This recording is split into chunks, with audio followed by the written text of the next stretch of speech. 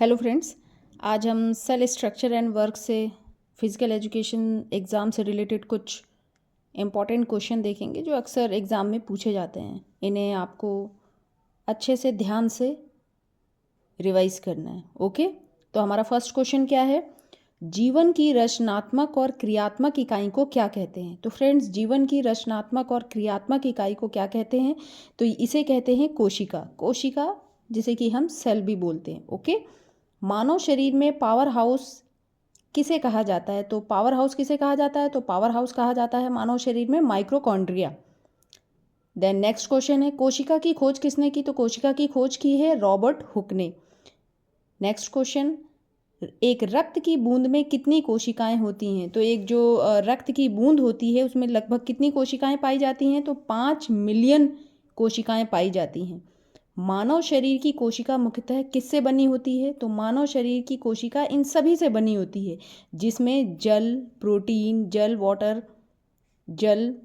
Water, protein, नाभिकीय तेजाब, जिसमें न्यूक्लिक एसिड, ये सभी उसमें रहती हैं। आपकी कोशिका को मुख्य रूप से बनाने में इन सभी की समान रूप से उपयोगिता होती है। ओके, हमारा नेक्स्ट क्वेश्चन है, कोशिका के ढांचे एवं कार्य के अध्ययन को क्या कहा जाता है? तो कोशिका के ढांचे एवं कार्य के अध्ययन को कहा जाता है साइटोलॉजी।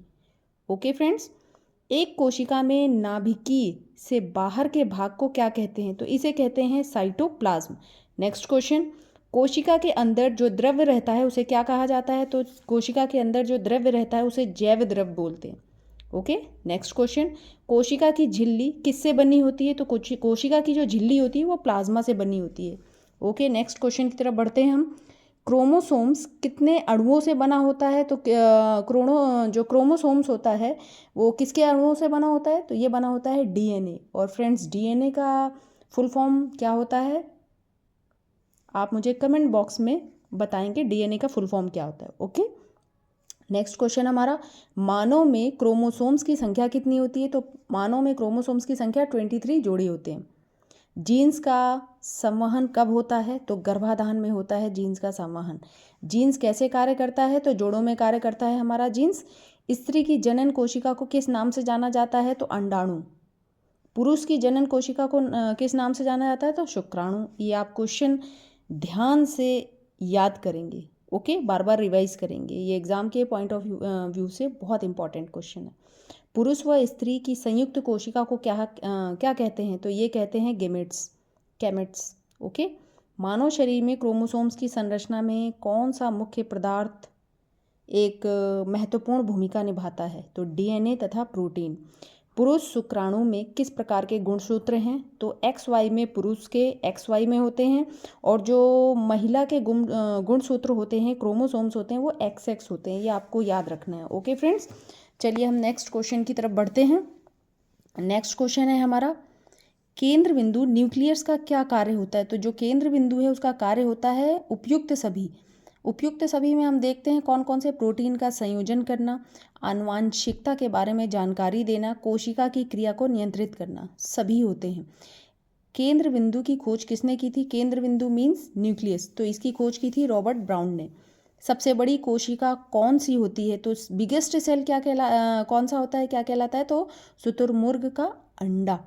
ओके, देन जेनेटिक्स का पितामह किसे कहा जाता है? तो जेनेटिक्स का पितामह, father of genetics, Gregor John Mandelson.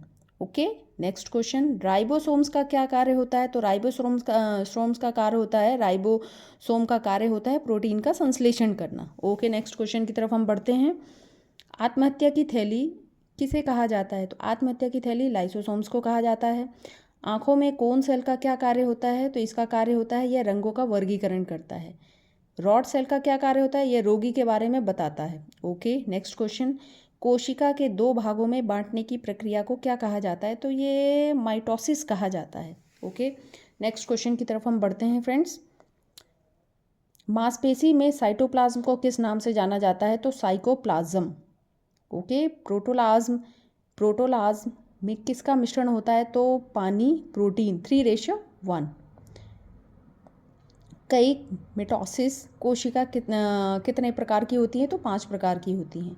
शारीरिक क्रिया विज्ञान किसे कहते हैं? तो फिजियोलॉजी। शारीरिक क्रिया विज्ञान फिजियोलॉजी को कहा जाता है। शारीरिक रचना विज्ञान किसे कहा जाता है? तो एनाटॉमी। हीमोग्लोबिन किस कोशिका में पाया जाता है? तो हीमोग्लोबिन हमारे लाल रक्त कणिकाएं रेड ब्लड कार्पसेल्स में पाया जाता है। ओके फ्रेंड्स, चलिए नेक्स्ट क्वेश्चन देखते हैं। रक्त कोशिका कितने प्रकार की होती हैं? तो जो हमारी रक्त कोशिका होती हैं, ब्लड सेल्स होते हैं, वो 3 प्रकार के होते हैं। लाल रक्त कोशिकाओं में हीमोग्लोबिन से क्या तात्पर्य है? तो इसका मतलब है विटामिन, इसका मतलब है हमारा प्रोटीन और आयरन दोनों। विटामिन इसमें इंक्लूड नहीं होगा हीमोग्लोबिन में। ओके, लाल रक्त कोशिका को दूसरे नाम से कैसे पुकारा जाता है? आरबीसी का दूसरा नाम क्या है? तो आरबीसी का दूसरा नाम है इरिथ्रोसाइट। और प्लेटिनस का दूसरा नाम क्या है? प्लेटलेट्स का दूसरा नाम क्या है? तो प्लेटलेट्स का दूसरा नाम है थ्रोम्बोसाइट्स। ओके फ्रेंड्स, चलिए नेक्स्ट क्वेश्चन हम अपने देखते हैं। आज का हमारा टारगेट रहेगा कम से कम 50 क्वेश्चन। हम आज 50 क्वेश्चन करेंगे। ओके, चलिए नेक्स्ट क्वेश्चन की तरफ बढ़ते हैं हम। आरबीसी का जीवन काल कितने दिन का होता है? तो लाइफ साइकिल कितनी होती है आरबीसी की, रेड ब्लड कार्पसेल्स की? तो 120 डेज होती है। मानव शरीर में लाल रक्त कोशिका का कहाँ बनती है? तो यह अस्थि मज्जा हमारी बोन मैरो में बनती है। 1 क्यूबिक मिलीलीटर रक्त में कितनी लाल रक्त कोशिका आरबीसी होती हैं? तो ये 50 लाख होती हैं। श्वेत रक्त कोशिकाओं का जीवन काल कितने दिन का होता है? तो ये जो वाइट ब्लड कार्पसेल्स हैं, इनका 3 से 5 दिन का जीवन काल होता है। कौन सी रक्त कोशिकाएं शरीर को संक्रमण तथा अन्य हानिकारक तथ्यों से लड़ने में सहायता प्रदान करता है? तो श्वेत रक्त कणिकाएं, WBC, white blood corpuscles. Next question, 1 cubic millilitre रक्त में कितनी श्वेत रक्त कोशिकाएं होती हैं? तो 6000 से 10,000 तक होती हैं। प्लेटलेट्स का जीवन काल कितने दिन का होता है? तो जो हमारी प्लेटलेट्स होती हैं, ये 10 से 12 दिन का इनका जीवन काल होता है। रक्त की पीएच वैल्यू कितनी होती है? तो 7.35 से 7.45 तक होती है। कौन सी रक्त कोशिका रक्त का थक्का जमाने में मदद करती है? तो प्लेटलेट्स। ओके, नेक्स्ट क्वेश्चन की तरफ हम बढ़ते हैं। श्वेत रक्त कोशिकाओं में ग्रैनुलर ल्यूकोसाइट्स की मात्रा कितने प्रतिशत होती है?